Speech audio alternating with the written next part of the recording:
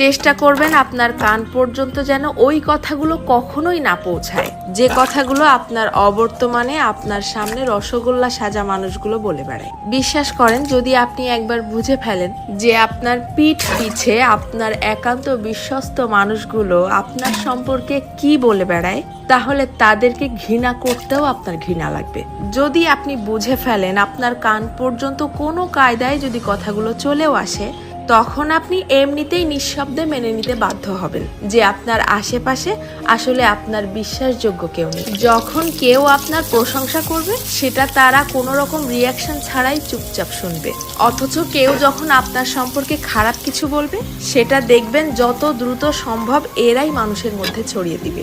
আপনি যতই ভালো হন, যতই তাদের হেল্প করেন, যতই তাদের সাথে ভালো মনে মিশতে চাওয়ার চেষ্টা করেন, কোনো লাভ নেই। কারণ এরা আপনাকে হিংসা করতেই বেশি পছন্দ করে। আপনার সামনে দেখাবে যে আপনাকে ভালোবাসে, অথচ আপনার পিঠ পিছে আপনাকে প্রচন্ড লেভেলের হিংসা করে।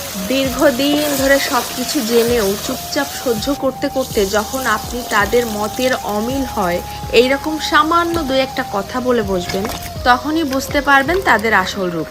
তাদেরকে এতদিন ধরে দেখানো আপনার সমস্ত সম্মান, ভালোবাসা, হেল্প, স্যাক্রিফাইস বিশাল আকারে ঢাকঢোল পিটিয়ে আপনার মুখের উপরে ছুঁড়ে মারবে, যেন এগুলো তাদের কাছে কিছুই ছিল না। আমার কথাগুলো বিশ্বাস হচ্ছে না? আপনি আপনার জীবনে এই ব্যাপারটা একবার অ্যাপ্লাই করে দেখতে পারেন। বিশ্বাস করেন, কেউ কারো আপন না, শুধুমাত্র সামনাসামনি আপন আপন সাজার ভান ধরে। যত দ্রুত আপনি এই সত্যিটা বুঝতে পারবেন, তত দ্রুত আপনার জীবনটা শুধরে যাবে।